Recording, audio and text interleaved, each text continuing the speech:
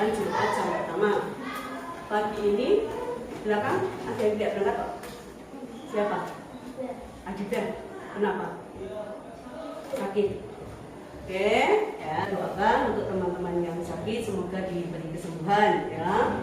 Sebelum mulai pelajaran, mari kita berdoa di dalam hati masing-masing menurut kepercayaan masing-masing. Saya pimpin berdoa mulai. Selesai. Sel, pengenalan sel. Nanti di sini ibu akan mengaitkan dengan yang namanya terintegrasi dengan pelajaran TIK. Ibu akan menyajikan bentuk dari Canva ya, mengenai tujuan pembelajarannya.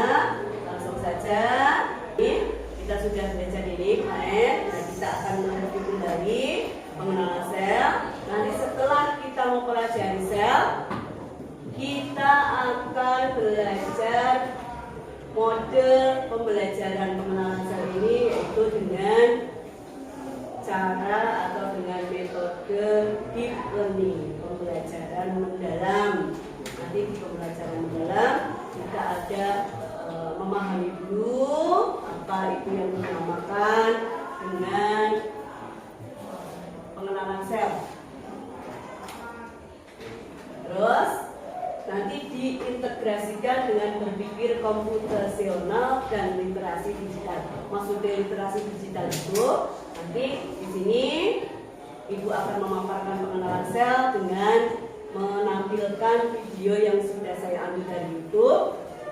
Nah, setelah kita belajar, nanti saya ingin masing-masing kelompok nanti mempresentasikan hasil dari kerja kelompoknya, diskusi kelompoknya dengan bisa menggunakan Canva seperti ini. Kan sudah biasa ya, atau Capcut gitu ya, bahasanya apa, CapCut atau apa gitu ya.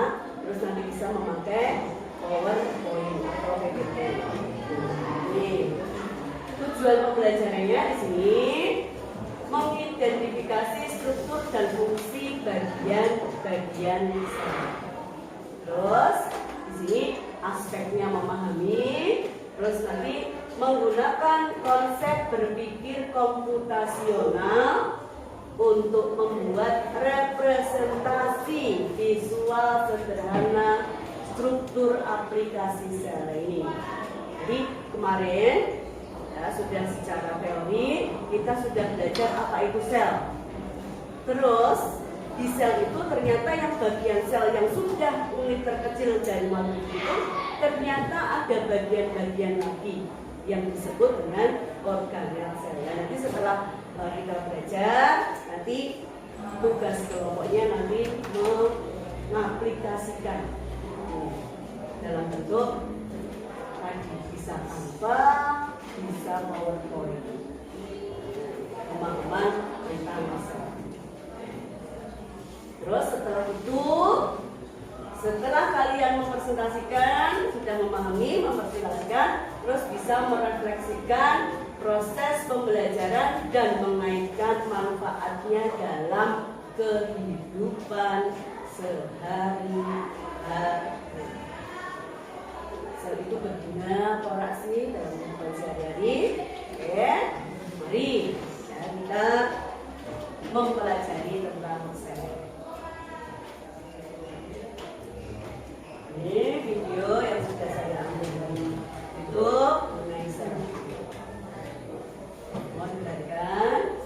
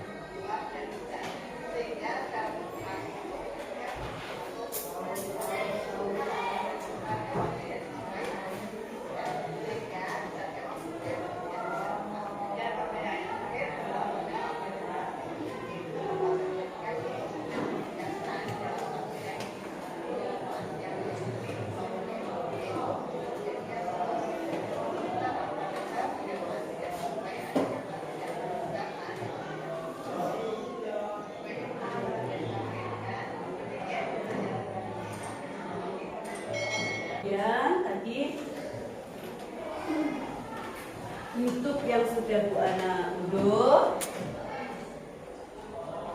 ini nanti diharapkan ya, kalian nanti sambil mencari literasi yang lain. Terus kemarin juga sudah praktek di lab, kalian sudah mengetahui atau sudah melihat secara langsung sel bawang merah.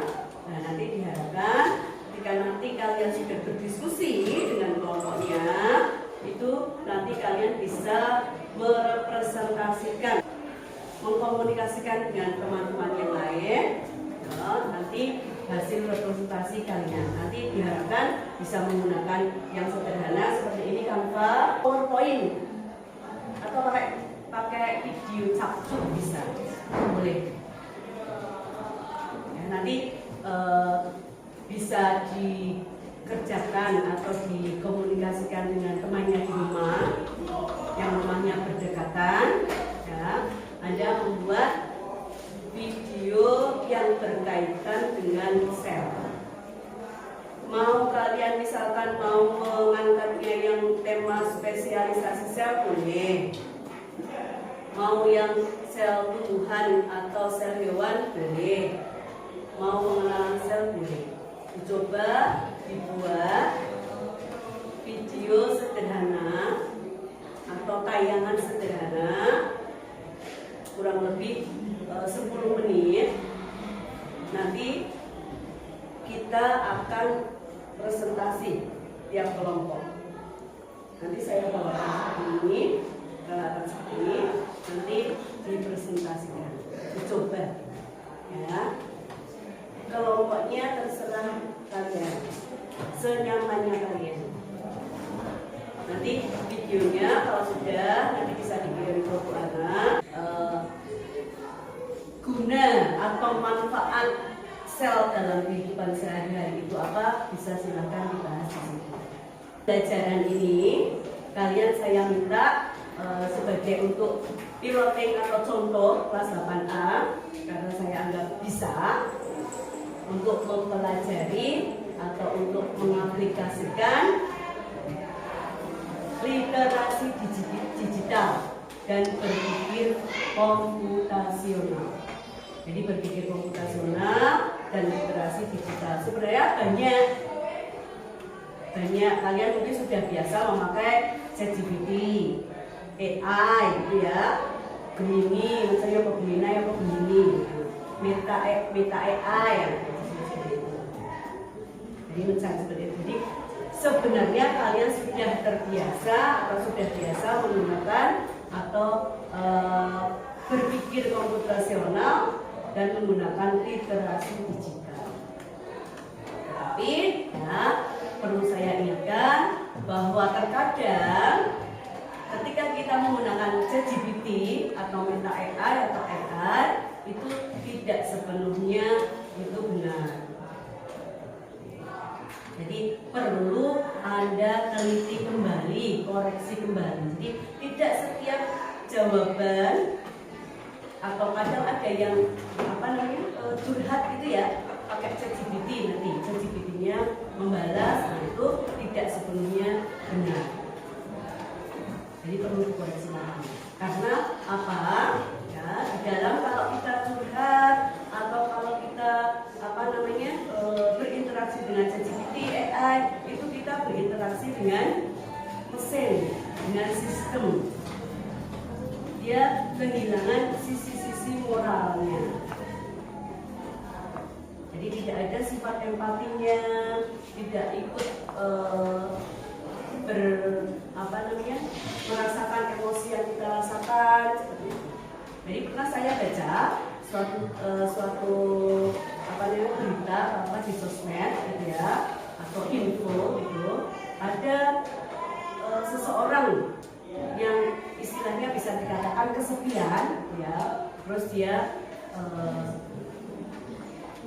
chat atau berinteraksi dengan ChatGPT. Nah, karena ChatGPT itu sistem ya, akhirnya ChatGPT-nya itu memberikan rambu-rambunya atau memberikan jawaban-jawabannya itu ya sesuai dengan yang sudah diprogram. Jadi ketika misalkan ya, saya seorang perempuan misalnya, tidak punya teman, sepi. Terus ada teman yang lain misalnya, dia baik sama saya seperti itu. Padahal sebenarnya teman yang baik itu mungkin ada modus-modus atau ada tendensi-tendensi, ada alasan-alasan tertentu yang dia baik sama saya. Tapi ChatGPT-nya itu memberikan jawaban yang sepertinya orang itu tulus sama saya, padahal belum tentu. Nah, gitu. Karena ChatGPT, terus yang literasi digital itu dan macam-macamnya itu dia tidak punya empati. Jadi nanti untuk beberapa tahun ke depan itu nanti tenaga-tenaga atau jasa-jasa yang sekiranya bisa digantikan oleh tenaga mesin, tenaga robot itu akan digantikan. Untuk saat-saat ini kita juga sudah merasakan bahwa sing jogo tol, gerbang tol tadinya kan orang, gitu ya, kemana bayar, terus ada pembayarannya, terus ada kartisnya. Tapi sekarang digantikan dengan elektronik tol. Nah, itu nanti ke depannya itu tenaga-tenaga atau jasa-jasa apalagi yang akan digantikan oleh peran digitalisasi. Nah, kalian sebagai agen generasi masa depan harus sudah siap menghadapi itu. Jadi ya, mari persiapkan. Jadi nanti Anda itu yang sebagai tonggak pemimpin-pemimpin di masa depan. Saya percaya nanti suatu saat kita bertemu lagi 10-15 tahun yang akan datang, nanti akan sudah ada yang bisa menjadi pemimpin-pemimpin masa depan. Insya Allah, semoga. Ya. Oke, karena waktunya sudah habis, jangan lupa